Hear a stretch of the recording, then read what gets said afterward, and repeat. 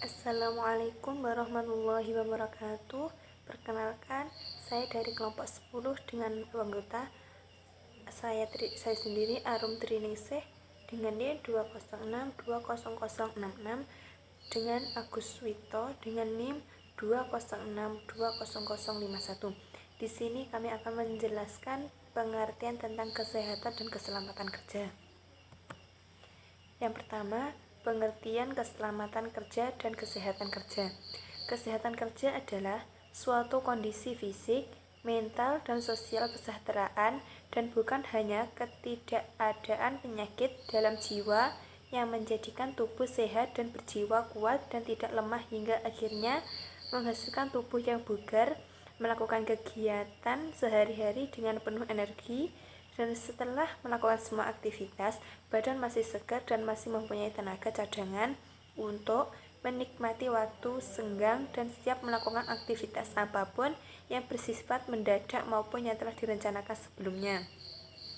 Kesehatan kerja dan keselamatan kerja atau disingkat dengan K3 adalah kegiatan yang menjamin terciptanya kondisi kerja yang aman, terhindar dari gangguan fisik.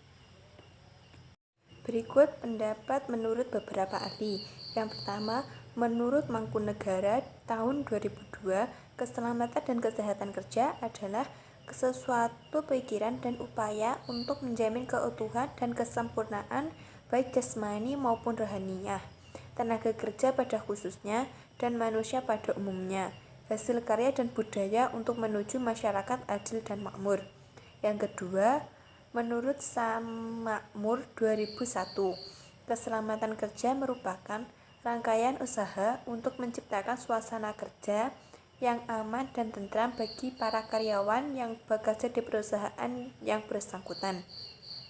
Yang ketiga, menurut Simanjuntak tahun 1994, keselamatan kerja adalah kondisi keselamatan yang bebas dari resiko kecelakaan dan kerusakan di mana kita bekerja yang mencakup tentang kondisi bangunan, kondisi mesin, peralatan keselamatan, dan kondisi pekerja. Selanjutnya kita akan membahas tentang strategi yang perlu diterapkan perusahaan dalam terjadinya kecelakaan kerja, meliputi 1. Pihak manajemen perlu menetapkan bentuk perlindungan bagi karyawan dalam menghadapi kejadian kecelakaan dan penyakit kerja. Yang kedua, pihak manajemen dapat menentukan apakah peraturan tentang keselamatan dan kesehatan kerja bersifat formal ataukah non-formal. Yang ketiga, pihak manajemen perlu proaktif dan reaktif dalam pembangunan prosedur dan rencana tentang keselamatan dan kesehatan kerja karyawan. Yang keempat, pihak manajemen dapat menggunakan tingkat derajat keselamatan dan kesehatan kerja yang tinggi sebagai faktor promosi perusahaan ke khayalak luas. Artinya, perusahaan sangat peduli dengan keselamatan dan kesehatan kerja para karyawan. Yang kedua, kita akan membahas tentang tujuan keselamatan dan kesehatan kerja. Tujuan utama dalam K3 berdasarkan Undang-Undang Nomor 1 Tahun 1970 tentang keselamatan kerja yaitu antara lain 1. Melindungi dan menjamin keselamatan setiap tenaga kerja dan orang di tempat kerja. Kedua, menjamin setiap sumber produksi dapat digunakan secara aman dan efisien. Yang ketiga, meningkatkan kesejahteraan dan produktivitas nasional. Yang selanjutnya materi akan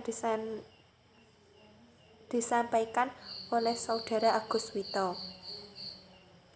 Saya akan melanjutkan materi yang selanjutnya yaitu faktor penyebab terjadinya kecelakaan kerja.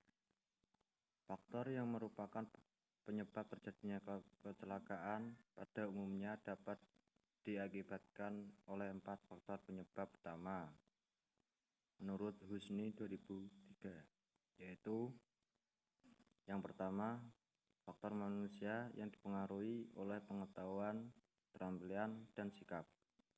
Yang kedua, faktor material yang memiliki sifat dapat memunculkan kesehatan atau keselamatan pekerja. Yang ketiga, Faktor sumber bahaya yaitu perbuatan berbahaya. Hal ini terjadi misalnya karena metode kerja yang salah, ketelitian atau kecapean, sikap kerja yang tidak sesuai dengan sebagainya. Kondisi atau keadaan bahaya yaitu keadaan yang tidak aman dari keberadaan mesin atau peralatan.